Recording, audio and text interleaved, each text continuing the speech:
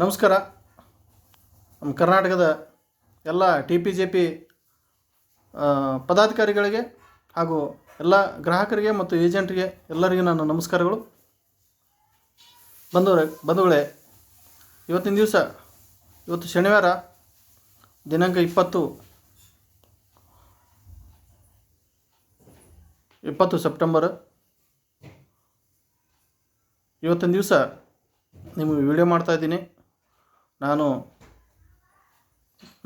ದೆಹಲಿಗೆ ಹೋಗಿ ಬಂದು ದೆಹಲಿಯಿಂದ ಬೆಂಗಳೂರಿಗೆ ಹೋಗಿ ಬೆಂಗಳೂರಲ್ಲಿ ಒಂದು ಚಿಕ್ಕ ಮೀಟಿಂಗ್ ಇತ್ತು. ಆ ಮೀಟಿಂಗ್ ಮುಗಿಸ್ಕೊಂಡು ಇವತ್ತು ನಾನು ಬಿಜಾಪುರಲ್ಲಿದ್ದೀನಿ.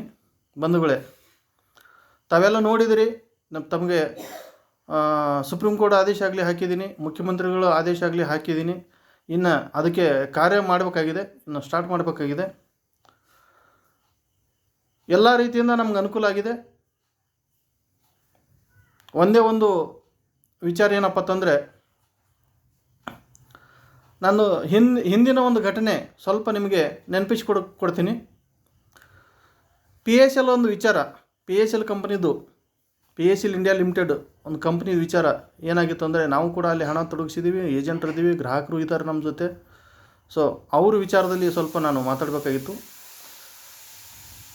ಭಾಳಷ್ಟು ಜನ ಸೀನಿಯರ್ಗಳಾಗಲಿ ಏಜೆಂಟ್ರುಗಳಾಗಲಿ PSLದವರು ದೂರ ಇದ್ದಾರೆ.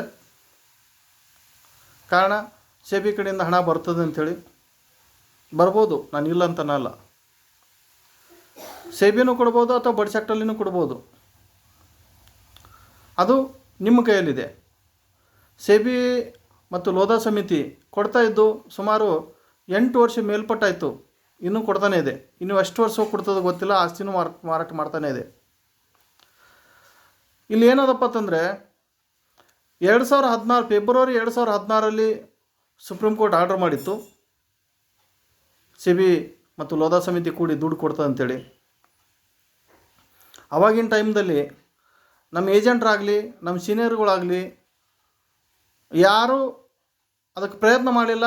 ಮತ್ತೆ ಅದಕ್ಕೆ 6 ತಿಂಗಳಾದ ನಂತರ ಯಾಕೆ ಕೊಡಲಿಲ್ಲ ಅಂತೇಳಿ ಸುಪ್ರೀಂ ಕೋರ್ಟಿಗೆ ಹೋಗಲಿಲ್ಲ, ಅಥವಾ ಇನ್ನೂವರೆಗೆ ಅದ್ರ ಬಗ್ಗೆ ಯಾರೂ ಪ್ರಯತ್ನ ಮಾಡಲಿಲ್ಲ. ಅದರಿಂದ ಇನ್ನೂವರೆಗೆ ನಮಗೆ ದುಡ್ಡು ಸಿಗ್ತಾಯಿಲ್ಲ.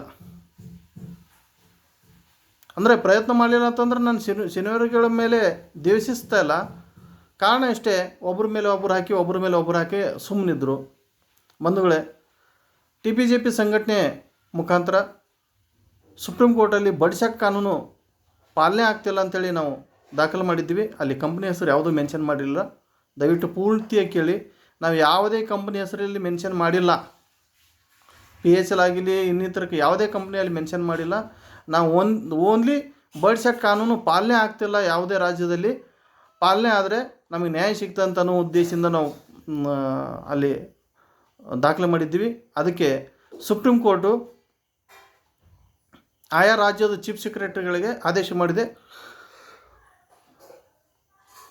ಏನಂತಂದರೆ, ಬಡ್ಸೆಟ್ ಕಾನೂನು ಪಾಲನೆ ಮಾಡಬೇಕು, ಬಡ್ಸೆಟ್ ಕಾನೂನಲ್ಲಿ ಸ್ಪೆಷಲ್ ಕೋರ್ಟ್ ಮಾಡಬೇಕು, ಸಕ್ಷಮ ಅಧಿಕಾರಿ ನೇಮಕ ಮಾಡಬೇಕು ಅಂಥೇಳಿ, ಕಂಪಲ್ಸರಿ ಮಾಡಬೇಕಂತೇಳಿ ಆದೇಶ ಮಾಡಿದೆ. ಅಷ್ಟೇ ಅಲ್ಲದೆ ನಮ್ಮನ್ನು ಸಂಘಟನೆಯ ಸದಸ್ಯರು ಅಥವಾ ಸದಸ್ಯರ ಪ್ರತಿನಿಧಿಗಳನ್ನ ಹೋಗಿ ಚೀಫ್ ಸೆಕ್ರೆಟರಿ ಹತ್ರ ಮಾತಾಡೋಕ್ಕೆ ಅವಕಾಶ ಕೊಟ್ಟಿದೆ ಸುಪ್ರೀಂ ಕೋರ್ಟು. ಒಂದು ವೇಳೆ ಇವರು ಚೀಫ್ ಸೆಕ್ರೆಟರಿ ಅಂತವರು ಅಥವಾ ಮುಖ್ಯಮಂತ್ರಿಗಳಂಥವ್ರು ಅಥವಾ ಯಾರು ಒಂದು ಹೈಯರ್ ಆಫೀಸರ್ ಏನು ಮಾಡ್ತಾರಂತಂದರೆ, ಸಾಮಾನ್ಯ ಜನರಿಗೆ ನಮ್ಮಂಥವ್ರನ್ನ ಹಚ್ಕೋತಿರಂಗಿಲ್ಲ. ಅದಕ್ಕೆ ಸುಪ್ರೀಂ ಕೋರ್ಟು ಡೈರೆಕ್ಟಾಗಿ ಪರ್ಮಿಷನ್ ಕೊಟ್ಟುಬಿಟ್ಟಿದೆ, ಚೀಫ್ ಸೆಕ್ರೆಟರಿ ಹತ್ರ ನೀವು ಹೋಗಿ ಮಾತಾಡ್ಬೋದು, ಅವ್ರಿಗೆ ಅಪ್ರೋಚ್ ಆಗ್ರಿ ಅಂತೇಳಿ ಲೇಖಿಯಲ್ಲಿ ಕೊಟ್ಟಿದೆ. ಇನ್ನೊಂದು ವಿಚಾರ ಏನಪ್ಪ ಅಂತಂದರೆ, ಒಂದು ವೇಳೆ ಚೀಫ್ ಸೆಕ್ರೆಟರಿಯವರು ಸಕ್ಷಮ ಅಧಿಕಾರಿಯವರು ಸೈಲೆಂಟಾಗಿ ಕೆಲಸ ಮಾಡದೆ ಹೋದರೆ ನಾವು ಅವ್ರ ಮೇಲೆ ಹೈಕೋರ್ಟಲ್ಲಿ ಕೇಸ್ ದಾಖಲು ಮಾಡ್ಬೋದು ಅಂಥೇಳಿ ಆದೇಶ ಕೊಟ್ಟಿದೆ. ಅಂದರೆ ಅವ್ರ ಮೇಲೆ ಮಾಡ್ಬೇಕಂತೇಳಿ ಅವ್ರು ಹೇಳಿಲ್ಲ, ಸುಪ್ರೀಂ ಕೋರ್ಟ್ದವ್ರು ಹೇಳಿಲ್ಲ, ನೀವು ಹೈಕೋರ್ಟಿಗೆ ಸಹಿತ ಹೋಗ್ಬೋದು ಅಂತೇಳಿ ಸ್ಪಷ್ಟವಾಗಿ ಕೊಟ್ಟಿದ್ದಾರೆ, ಲೇಖಿಯಲ್ಲಿ ಕೊಟ್ಟಿದ್ದಾರೆ. ಹೈಕೋರ್ಟಿಗೆ ನೀವು ಹೋಗ್ಬೋದು. ಸೊ ಇದರ ಅರ್ಥ, ಯಾರು ಕೆಲಸ ಮಾಡಿಲ್ಲ ಅವ್ರ ವಿರುದ್ಧ ನಾವು ಹೋಗ್ಬೋದಲ್ಲ. ಬಂಧುಗಳೇ, ಎಲ್ಲ ರೀತಿಯ ಅವಕಾಶ ಇದೆ. ಅದಕ್ಕಿಂತಲೂ ನಾನೊಂದು ತಮ್ಮ ಎಲ್ಲ ಜನರಲ್ಲಿ ಒಂದು ರಿಕ್ವೆಸ್ಟ್ ಮಾಡ್ಕೊಳ್ಳೋದು ಏನಪ್ಪ ಅಂತಂದರೆ, ಈ ಕೋರ್ಟಿಗೆ ಹೋಗೋಕ್ಕಿಂತ ಮುಂಚಿತವಾಗಿ ನಾವೇ ಹುಷಾರಾದ್ರೆ ಆಗುತ್ತಲ್ಲ. ಹೆಂಗೆ ಅಂತಂದರೆ, ಈಗ ಮುಖ್ಯಮಂತ್ರಿಗಳ ಆದೇಶ ಬಂದಿದೆ. ನಾನು ಇನ್ನೊಂದು ಸಲ ಮುಖ್ಯಮಂತ್ರಿಗಳ ಹತ್ರ ಭೇಟಿ ಆಗ್ತೀನಿ. ಯಾಕಂತಂದರೆ ನಾನು ತಿಮ್ಮಾಪುರ ಸಾಹೇಬ್ರನ್ನ ಕರ್ಕೊಂಡು, ನಮ್ಮ ಸುಭಾಷ್ ಶಿರಬೂರ್ಗೌಡ್ರನ್ನ ಕರ್ಕೊಂಡು ಇನ್ನೂ ಹೋಗಿ ಮುಖ್ಯಮಂತ್ರಿಗಳ ಹತ್ರ ಮಾತಾಡಿ ಅದಕ್ಕೆ ಇನ್ನೂ ಒತ್ತಡ ಹಾಕೋಕ್ಕೆ ಪ್ರಯತ್ನ ಮಾಡ್ತೀವಿ.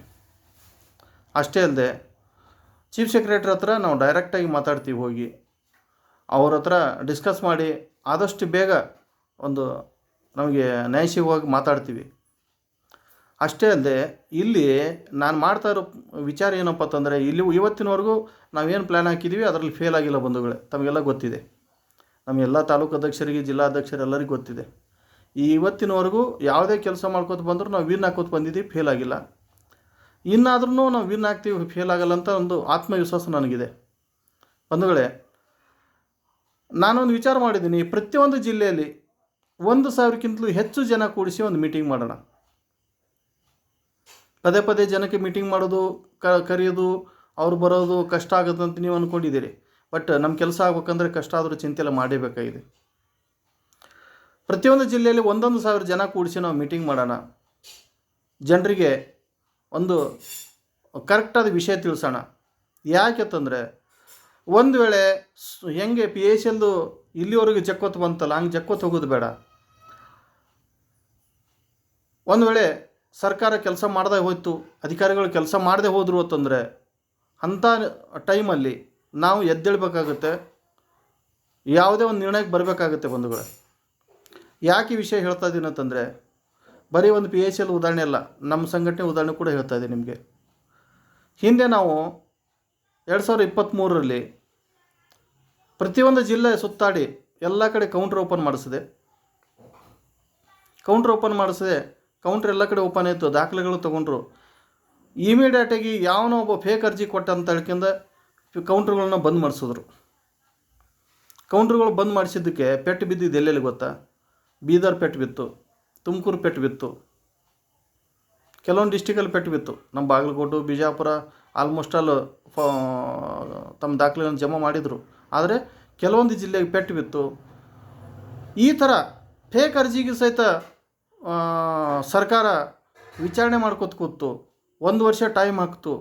ಫೇಕ್ ಅರ್ಜಿ ಅಂತ ತಿಳಿದ್ರೂ ಕೂಡ ಸರ್ಕಾರ ಟೈಮ್ ಹಾಕೋತ ಕೂತ್ಬಿಡ್ತು. ಬಂಧುಗಳೇ, ಮೊದಲನೇ ವಿಷಯ ಏನಪ್ಪ ಅಂತಂದರೆ, ಯಾವನು ಫೇಕ್ ಅರ್ಜಿ ಕೊಡ್ತಾನೆ, ಇಲ್ಲಿವರೆಗೂ ನಾನು ಮುಚ್ಚಿಟ್ಟಿದ್ದೆ.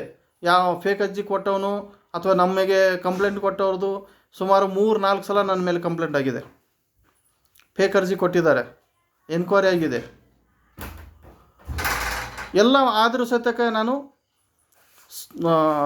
ಸಮಾಧಾನದಿಂದ, ತಾಳ್ಮೆಯಿಂದ ಎಲ್ಲರಿಗೂ ಉತ್ತರ ಕೊಡ್ಕೋತ ಬಂದೆ. ಯಾಕಂತಂದರೆ CID ಆಫೀಸಲ್ಲಿ ಕರೆದು ನಮ್ಮನ್ನು ಎನ್ಕ್ವೈರಿ ಸಿದ್ಧ ಮಾಡಿದರು, ಏನೇನೋ ಮಾಡ್ತಿದ್ರು. ಎಲ್ಲಿ ಕ್ರೈಮ್ ಬ್ರ್ಯಾಂಚಲ್ಲಿ ಕರೆದ್ರು, ಎಲ್ಲ ಕಡೆ ಎನ್ಕ್ವೈರಿ ಮಾಡಿದ್ರು. ನಮ್ಮ ಜಿಲ್ಲಾಧ್ಯಕ್ಷರನ್ನ ಎನ್ಕ್ವೈರಿ ಮಾಡಿದರು. ನಮ್ಮದು ಸಂಘಟನೆ ಫೇಕ್ ಅಂತ ಕೊಟ್ಟಿದ್ದರು, ಸಂಘಟನೆದು ಎನ್ಕ್ವೈರಿ ಮಾಡಿದರು. ಎಲ್ಲ ರೀತಿ ನಾವು ಸಹನ ಮಾಡ್ಕೊಂಡಿವಿ. ಯಾಕಂತಂದರೆ ಸಂಘಟನೆ ಹೊಡಿಬಾರ್ದು ಅಂಥೇಳಿ. ಬಂಧುಗಳೇ, ಒಂದೇ ಒಂದು ವಿಚಾರ ನಿಮ್ಗೆ ಕ್ಲಿಯರ್ ಫಸ್ಟ್ ಪಡ್ತೀನಿ. ಸಂಘಟನೆ ಒಂದು ವೇಳೆ ಹೊಡಿತು ಅಂತಂದರೆ ನಮಗೆ ನ್ಯಾಯ ಸಿಗಲ್ಲ ಅಂತ ನನಗೆ ಸ್ಪಷ್ಟ ಗೊತ್ತಿದೆ. ಇಲ್ಲಿ ಸಂಘಟನೆ ಒಡಿಸೋಕ್ಕೆ ಬಹಳಷ್ಟು ಜನ ಕಾತುರದಿಂದ ಕಾಯ್ತಾ ಇದ್ದಾರೆ. ಬಹಳಷ್ಟು ಅಂದರೆ ಮಿನಿಮಮ್ ಒಂದು 2% ಜನ ಅಂದ್ಕೊಳ್ಳೋಣ. 2% ಅಂದರೆ ಇದ್ದುದರಲ್ಲಿ 2% ಅಥವಾ 1% ಅಂದ್ಕೊಳ್ಳೋಣ. ಭಾಳಷ್ಟು ಜನ ಇಲ್ಲ. ಕೆಲವು ಜನ ಕುತಂತ್ರದಿಂದ ಯಾರ್ಯಾರನ್ನ ಏನೇನೋ ಕನ್ವಿನ್ಸ್ ಮಾಡೋದು, ಅವರಿಗೆ ಇವರಿಗೆ ಸಂಘಟನೆ ಹೊಡೆಯೋಕ್ಕೆ ಪ್ರಯತ್ನ ಮಾಡೋದು, ಜಿಲ್ಲಾಧ್ಯಕ್ಷರ ಬಗ್ಗೆ ನೆಗೆಟಿವ್ ಹೇಳೋದು, ನನ್ನ ಬಗ್ಗೆ ನೆಗೆಟಿವ್ ಹೇಳೋದು, ಏನೇನೋ ಮಾಡ್ತಿದ್ದಾರೆ. ಸೊ ಇಲ್ಲಿ ನಾನು ನಿಮಗೆ ಉತ್ತರ ನಿಮ್ಮ ಕಡೆ ಬಿಡ್ತೀನಿ. ನಾನು ನಿಮಗೆ ಜಾಸ್ತಿ ಹೇಳೋಕ್ಕೆ ಇಷ್ಟಪಡಲ್ಲ. ನಾನು ಯಾರ ಬಗ್ಗೆನೂ ನೆಗೆಟಿವ್ ಆಗಿ ಮಾತಾಡಲ್ಲ. ನಾನು ಹಿಂದೂ ಮಾತಾಡಲ್ಲ, ಇನ್ಮೇಗೂ ಮಾತಾಡಲ್ಲ. ಬಂಧುಗಳೇ, ಒಂದು ವಿಚಾರ ನೀವು ಸ್ಪಷ್ಟಪಡಿಸ್ತೀನಿ. TPJP ಸಂಘಟನೆ ಬಗ್ಗೆ ನೆಗೆಟಿವ್ ನಿಮ್ಗೆ ಅನಿಸ್ತಿತ್ತು ಅಂದರೆ ಸ್ವಂತ ನಿರ್ಣಯ ತಗೋರಿ. ನೆಗೆಟಿವ್ ಆಗ್ತಿತ್ತು, ಇವರು ನಮಗೆ ಮೋಸ ಮಾಡ್ತಾರೆ ಅನ್ನೋದು ನಿಮಗೆ ವಿಷಯ ಖಾತ್ರಿ ಇತ್ತು ಅಂದರೆ, ಯಾವುದೇ ವ್ಯಕ್ತಿ ಏನೋ ಕನ್ವಿನ್ಸ್ ಮಾಡೋಕ್ಕೆ ಬಂದರೆ ಅಲ್ಲಿಗೆ ಅವ್ರು ಒಪ್ಕೊಂಡು, ಅವ್ರ ವಿಷಯನ ಒಪ್ಕೊಂಡು, ನೀವು ಕೂಡ ಎಲ್ಲರ ಸಮ್ಮುಖದಲ್ಲಿ ಒಪ್ಕೊಂಡು TPJP ಸಂಘಟನೆ ಬೇಡ, ನಮ್ಮ ನ್ಯಾಯ ಸಿಗಲಿ ಬಿಡಲಿ, ನಮ್ಗೆ ಬೇಕಾಗಿಲ್ಲ ಅಂತ ನೀವು ನಿರ್ಣಯ ತೊಗೋಬೋದು. ಬೇಡ, TPJP ಸಂಘಟನೆ ನಿಮಗೆ ಒಳ್ಳೇದು ಮಾಡ್ತದೆ, ನಿಮ್ಗೆ ಅನುಕೂಲ ಮಾಡ್ತಾಯಿದೆ ಅಂತ ಅನಿಸಿದ್ರೆ, ಯಾರು ಈ ಥರ ನಿಮಗೆ ಕೆಟ್ಟ ರೀತಿ ಇನ್ನೊಬ್ಬರ ಬಗ್ಗೆ ಕನ್ವಿನ್ಸ್ ಮಾಡೋದು, ಅಥವಾ ಅವ್ರ ಬಗ್ಗೆ ಎತ್ತು ಕಟ್ಟೋದು, ಇವ್ರ ಬಗ್ಗೆ ಎತ್ತು ಕಟ್ಟೋದು, ಫೇಕ್ ಅರ್ಜಿ ಕೊಡೋದು, ಇದೆಲ್ಲ ಮಾಡ್ತಾರಲ್ಲ ಅಂಥವ್ರಿಗೆ ನಿಂತ ಜಾಗದ ಮೇಲೆ ಚಪ್ಪಲಿ ಹೊಡೆದು ಬಿಡ್ಬಿಡಿ. ಯಾಕೆ ವಿಷಯ ಹೇಳ್ತಾಯಿದ್ದೀನಿ ಅಂತಂದರೆ, ಫೇಕ್ ಅರ್ಜಿ ಕೊಟ್ಟಿದ್ರಿಂದ ನಮಗೆ 1 ವರ್ಷವಾಯಿತು ಬಂಧುಗಳೇ. ಅದನ್ನ ಸುಧಾರಿಸೋಕೆ ನನಗೆ 1 ವರ್ಷವಾಯಿತು. ಕೌಂಟ್ರ್ ಬಂದಾದಮೇಲೆ ಅಧಿಕಾರಿಗಳನ್ನ ತೊಗೊಂಡು ನಾನು ಹೆಂಗೋ ಅಧಿಕಾರಿಗಳನ್ನ ತೊಗೊಂಡು ಅಧಿಕಾರಿಗಳಿಗೆ ಕನ್ವಿನ್ಸ್ ಮಾಡಿಕೊಂಡು ಕಾನೂನು ಬಗ್ಗೆ ಸ್ಟ್ರಿಕ್ಟಾಗಿ ಇದು ಮಾಡಿಕೊಂಡು ನಾನು ಹೆಂಗೋ ವರ್ಕ್ ಮಾಡ್ತಾಯಿದ್ದೆ ನಿಮಗೋಸ್ಕರ. ಸೊ ಅಲ್ಲಿ ಏನಾಯಿತು ಅಂದರೆ, ಫೇಕ್ ಅರ್ಜಿ ಹೋದ ಕೂಡಲೇ ನನ್ನನ್ನೇ ಕಳ್ಳನ ರೀತಿ ನೋಡ್ತಾಯಿದ್ರು ಅವರು. ಅಧಿಕಾರಿಗಳು ನನ್ನನ್ನೇ ಕಳ್ಳನ ರೀತಿ ನೋಡ್ತಾಯಿದ್ರು. ನಾನು ಅದಕ್ಕೆ ರೂಟ್ ಚೇಂಜ್ ಮಾಡಿ ಮಿನಿಸ್ಟರ್ ಲೆವೆಲಲ್ಲಿ ತೊಗೊಂಡೋದೆ. ಮಿನಿಸ್ಟರ್ ಲೆವೆಲಲ್ಲಿ ತೊಗೊಂಡೋಗಿ ಮಿನಿಸ್ಟ್ರಿಂದ ಒತ್ತಡ ಹಾಕ್ಬೇಕಂತೇಳಿ ನಾನು ತೊಗೊಂಡೋದೆ. ಯಾಕಂತಂದರೆ ಇಲ್ಲಿ ನಮಗೆ ನ್ಯಾಯ ಸಿಗಬೇಕಾಗಿತ್ತು. ಯಾವುದೋ ಒಂದು ಫೇಕ್ ಅರ್ಜಿ ಬರುತ್ತಂತ ಅಂದ್ಕೊಂಡು ಅವ್ರು ಹಂಗಂತಾರೆ ಇವ್ರು ಹಂಗಂತಾರೆ ತೆಕ್ಕಿಂದು ಅಂದ್ಕೊಂಡು ನಾವೇನಾದರೂ ಅಲ್ಲಿ ಬೀಳಕ್ಕೆ ಟ್ರೈ ಮಾಡಿದ್ರೆ, ಹಿಂಸರಕ್ಕೆ ಟ್ರೈ ಮಾಡಿದ್ರೆ ಮೋಸ ಹೋಗೋದು ನಾವೇನೆ, ಬೇರೆ ಯಾರೂ ಅಲ್ಲ. ಕೆಲವರು ಬರ್ತಾರೆ, ಕನ್ವಿನ್ಸ್ ಮಾಡ್ತಾರೆ. ಯಾಕೆ ಮಾಡ್ತಾರೆ ಅಂತಂದರೆ, ನನ್ನ ಬಗ್ಗೆ ಕೆಟ್ಟದ್ದು ಮಾತಾಡಿ, ಬೇರೆಯವ್ರ ಬಗ್ಗೆ ಕೆಟ್ಟದ್ದು ಮಾತಾಡಿ ಏನೋ ಮಾಡ್ತಾರತ್ತಂದರೆ, ಬೇರೆ ಒಂದು ಸಂಘಟನೆ ಹುಟ್ಟಿಸ್ತಾರತ್ತಂದರೆ ಅಲ್ಲಿ ದುಡ್ಡು ಮಾಡುವಂಥ ವಿಚಾರದಲ್ಲಿ ಬಂದಿರ್ತಾರೆ. ಅವ್ರು ಹೇಳೋದು ನಾನು ದುಡ್ಡು ಮಾಡ್ತಿದ್ದೀನಿ ಅಂತ. ದುಡ್ಡು ಮಾಡೋದಿದ್ರೆ ನಿಮ್ಮ ಹತ್ರ ಬರೀ 10 ರೂಪಾಯಿ ನಿಮ್ಮ ಕಡೆಯಿಂದ, ಪ್ರತಿಯೊಬ್ಬರ ಕಡೆಯಿಂದ ಕಂಪಲ್ಸರಿ 10 ರೂಪಾಯಿ ಕೊಡಿ ಅಂತಕ್ಕಿಂತ ಹೇಳಿದ್ರು ಕೋಟ್ಯಾನುಗಟ್ಟಲೆ ದುಡ್ಡು ಬೀಳ್ತಿತ್ತು ನನ್ನ ಹತ್ರ ಬಂಧುಗಳೇ. ಆ ವಿಚಾರ ನನ್ನ ಹತ್ರ ಇದ್ದಿದ್ರೆ ಅದು ಯಾವಾಗ ನಾನು ಕೋಟಿಗಟ್ಟಲೆ ದುಡ್ಡು ಮಾಡೋದಿತ್ತು. ಆ ಥರ ನನಗೆ ಇದೂ ಇಲ್ಲ, ವಿಚಾರವೂ ಇಲ್ಲ, ನನಗದರ ಅವಶ್ಯಕತೆ ಇಲ್ಲ. ಭಗವಂತ ನನಗೇನು ಬೇಕೋ ಅಷ್ಟು ಕೊಟ್ಟಿದ್ದಾನೆ. ನೀವು ಎಷ್ಟು ಬೇಕೋ ಅಷ್ಟು ನನಗೆ ಸಹಕಾರ ಮಾಡ್ತಾಯಿದ್ದೀರಿ. ನಾನು ಅದ್ರ ಬಗ್ಗೆ ಎರಡನೇ ಮಾತಿಲ್ಲ. ನನಗೆ ಸಹಕಾರ ಮಾಡ್ತಿರುವಂಥ ಜನರು ತಮಗೋಸ್ಕರ ಅಲ್ಲ, ನನಗೋಸ್ಕರ ಅಲ್ಲ, ಇಡೀ ನಮ್ಮ ರಾಜ್ಯಕ್ಕೋಸ್ಕರ ಸಹಕಾರ ಮಾಡ್ತಾಯಿದ್ದಾರೆ ಅಂತ ಅಂದ್ಕೊಂಡಿದ್ದೀನಿ ಬಂಧುಗಳೇ.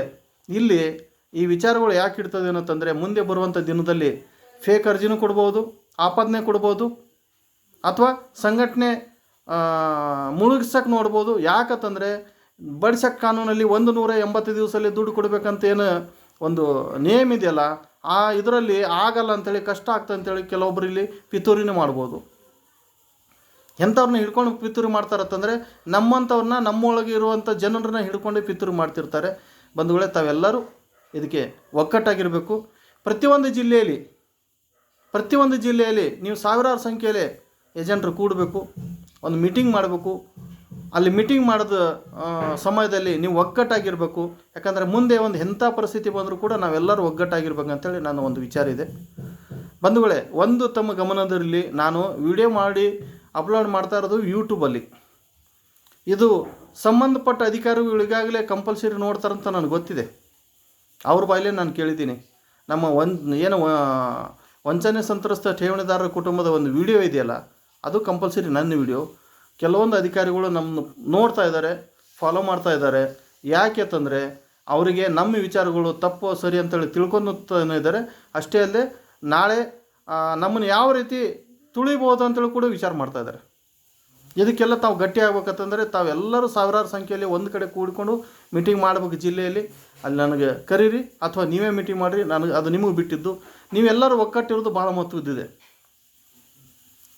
ಬಂಧುಗಳೇ. PHL ಆಗಿದ ಥರ ಆಗಬಾರ್ದು. ಅಥವಾ ಹೋದ ವರ್ಷ ಏನು ಕೌಂಟ್ರ್ ಓಪನ್ ಆದೊಳಗೆ ನಾವು ಏನು ಮೂಮೆಂಟ್ ಮಾಡಿದ್ವಿ, ಎಲ್ಲ ಅಧಿಕಾರಿಗಳ ಜೊತೆ ಬೆನ್ನತ್ತಿ ವರ್ಕ್ ಮಾಡಿದೀವಲ್ಲ, ಅದು ಯಾವನೋ ಫೇಕ್ ಅರ್ಜಿ ಕೊಟ್ಟಲ್ಲ, ಅದರಿಂದ ನಿಂತಲ್ಲ, ಆ ಥರನೂ ನಿಲ್ಲಬಾರ್ದು. ಈ ಸಲ ನಾವು ಇಟ್ಟಿರುವಂಥ ಹೆಜ್ಜೆ ಹೆಂಗಿರ್ಬೇಕಂತಂದರೆ, ಕಂಪಲ್ಸರಿ ನಾವು ಗೆದಿಬೇಕು. ಇಲ್ಲಾಂದರೆ ಇವತ್ತೇ ಕೈ ಬಿಡೋಣ. ನೀವು ಸಾವಿರಾರು ಸಂಖ್ಯೆಯಲ್ಲಿ ನೀವು ಪ್ರತಿಯೊಂದು ಜಿಲ್ಲೆಯಲ್ಲಿ ಕೂಡಲ್ಲ ಅಂತ ಅನ್ನೋದೊಂದು, ನಮ್ಮ ಕೈಲಿ ಆಗಲ್ಲ, ಕೂಡ್ಸೋಕ್ಕಾಗಲ್ಲ, ನಾವು ಕೂಡಲ್ಲ ಅಂತ ಅನ್ನೋದೊಂದು ನಿಮ್ಮ ಭಾವನೆ ಇತ್ತಂದರೆ ಇವತ್ತೇ ನಿಲ್ಲಿಸೋದು ಒಳ್ಳೆಯದು. ಯಾಕಂತಂದರೆ ಇದು ಮುಂದೆ ಅಡಚಣೆ ಬರೋದಂತೂ 100%. ಅಡಚಣೆ ಅಂತಂದರೆ ಮಿಸ್ಬಿಹೇವ್ ಮಾಡಿ, ಕೆಲವೊಬ್ಬರು ಕೆಟ್ಟದನ್ನು ಮಾಡಿ, ನಮ್ಮನ್ನು ತುಳಿಯೋ ಪ್ರಯತ್ನ ಮಾಡಿ, ಪರೀಕ್ಷೆ ಒಡ್ಡಿ, ಏನೇನೋ ಮಾಡಿಕಿಂದ ನಮ್ಮನ್ನು ತುಳಿಯುವಂಥ ಪ್ರಯತ್ನದಲ್ಲಿ ಎಲ್ಲರೂ ಇರ್ತಾರೆ ಬಂಧುಗಳೇ. ಇಲ್ಲಿ ಯಾವುದೇ ರೀತಿ ನಮಗೆ ಕೆಡಕಾಗಬಾರ್ದು, ಯಾವುದೇ ರೀತಿ ನಮಗೆ ಅಡಚಣೆ ಬರಬಾರ್ದು ಅಂತಂದರೆ ಇಲ್ಲಿ ಜನಸಂಖ್ಯೆ ನಾವು ಒಟ್ಟಾಗಿದ್ದರೆ ಮಾತ್ರ ಕೆಲಸ ಸಾಧ್ಯ ಅದ. ಪ್ರತಿಯೊಂದು ಕಂಪ್ನಿಯವ್ರಿಗೆ ಹೇಳ್ತೀನಿ ಬಂಧುಗಳೇ, ಅದು ಬರಲ್ಲ ಇದು ಬರಲ್ಲ ಅಂತಲ್ಲ. ಯಾವ ಕಂಪ್ನಿ 2014-15 ಸಾಲಿನಲ್ಲಿ 1978 ಆ್ಯಕ್ಟ್ ಬಳಸ್ಕೊಂಡು SEBI ಅವರು ಬಂದ್ ಮಾಡಿದಾರೋ ಅಷ್ಟು ಕಂಪ್ನಿಯೂ ಬಡ್ಸ್ ಆ್ಯಕ್ಟಲ್ಲಿ ಬರ್ತದೆ. ಬಡ್ಸ್ ಆ್ಯಕ್ಟಲ್ಲಿ ನ್ಯಾಯ ತೊಗೋಬೋದು, ಅದು ಸಾಧ್ಯ ಇದೆ. ಒಂದು ವೇಳೆ ಸುಪ್ರೀಂ ಕೋರ್ಟು ಈಗ ಹೇಳಿದೆ, ಕಂಪ್ನಿ ವೈಸು ನೀವು ಡೈರೆಕ್ಟ್ ಕಂಪ್ನಿ ವೈಸ್ ತೊಗೊಂಡು ಹೋಗಿ ಹೈಕೋರ್ಟಲ್ಲಿ ಕೂಡ ನೀವು ನ್ಯಾಯ ಕೇಳ್ಬೋದು, ಅದು ಬಡ್ಸ್ ಆ್ಯಕ್ಟ್ ಕಾನೂನಲ್ಲಿ ಕೊಡ್ರಿ ಅಂತೇಳಿ. ಆಮೇಲೆ ಬಡ್ಸ್ ಆ್ಯಕ್ಟ್ ಕಾನೂನಲ್ಲಿ ಕೊಡ್ರಿ ಅಂತೇಳಿ ಸುಪ್ರೀಂ ಕೋರ್ಟ್ ಹೇಳಿದೆ. ಒಂದೇ ಒಂದು ಜಡ್ಜ್ ಸಾಹೇಬರು ಅಲ್ಲಿ ಸುಪ್ರೀಂ ಕೋರ್ಟಲ್ಲಿ ಹೇಳಿದರು, 2.5 ತಿಂಗಳಲ್ಲಿ ಚೀಫ್ ಸೆಕ್ರೆಟರಿ ಅವರು ಇದು ಸಲ್ಲಿಸ್ಬೇಕಂತೇಳಿ, ರಿಪೋರ್ಟ್ ಸಲ್ಲಿಸ್ಬೇಕಂತೇಳಿ. ಆದರೆ ರಿಪೋರ್ಟಲ್ಲಿ ಮಾತ್ರ ಅದು ಬರಲಿಲ್ಲ. ಅದು ಕೂಡ ನಮ್ಗೆ ನೋವಿದೆ. ಆದರೆ ನಮ್ಮ ರಾಷ್ಟ್ರೀಯ ನಾಯಕರು ಮದನ್ ಆಜಾದ್ ಅವರು ನೋವು ಪಟ್ಟಿದ್ದಾರೆ. ಆದರೆ ಮುಂದಿನ ವಿಚಾರದಲ್ಲಿ ಅವರು ಮುಂದುವರಿತಾ ಇದ್ದಾರೆ. ಇನ್ನೂ ಅದಕ್ಕೆ ಏನಾದ್ರು ಮಾಡಬೇಕು, ಸುಪ್ರೀಂ ಕೋರ್ಟಿಂದನೇ ಆದೇಶ ತರಿಸಿ ಚೀಫ್ ಸೆಕ್ರೆಟರಿಗೆ, ಎಲ್ಲ ರಾಜ್ಯದ ಚೀಫ್ ಸೆಕ್ರೆಟರಿಗಳಿಗೆ ಟೈಟ್ ಮಾಡಬೇಕು, ಕೇಂದ್ರ ಸರ್ಕಾರಕ್ಕೆ ಟೈಟ್ ಮಾಡಬೇಕು ಅಂತೇಳಿ ಅವರು ಅಲ್ಲಿ ಒದ್ದಾಡ್ತಾ ಇದ್ದಾರೆ. ಆದರೆ ನಾವು ಇಷ್ಟರಲ್ಲಿ ನಮ್ಮಲ್ಲೇನೋ ಮುಖ್ಯಮಂತ್ರಿಗಳು ನಮಗೆ ಆದೇಶ ಮಾಡಿದ್ದಾರೆ ಚೀಫ್ ಸೆಕ್ರೆಟರಿ ಅವರಿಗೆ, ಮತ್ತು ಸುಪ್ರೀಂ ಕೋರ್ಟ್ದಿಂದ ಆದೇಶ ಆಗಿದ್ದಲ್ಲ ಚೀಫ್ ಸೆಕ್ರೆಟರಿಗೆ. ಇಷ್ಟು ವಿಷಯ ಸಾಕು, ನಾವು ಏನಾದರೂ ಇಲ್ಲಿ ಕಷ್ಟಪಡ್ಬೋದು. ಯಾಕಂದರೆ ಇಡೀ ದೇಶದಲ್ಲಿ ಮೊದಲನೇ ಪೊಸಿಷನಲ್ಲಿ ನಮ್ಮ ಒಂದು ಕರ್ನಾಟಕದಲ್ಲಿ ಕೆಲಸ ಆಗ್ತಾಯಿದೆ. ನಾವು ಒದ್ದಾಡಿ ಇಲ್ಲಿ ಏನಾದರೂ ಕೆಲಸ ಮಾಡ್ಕೊಳ್ಳೋಕೆ ಸಾಧ್ಯ ಇದೆ ಬಂಧುಗಳೇ.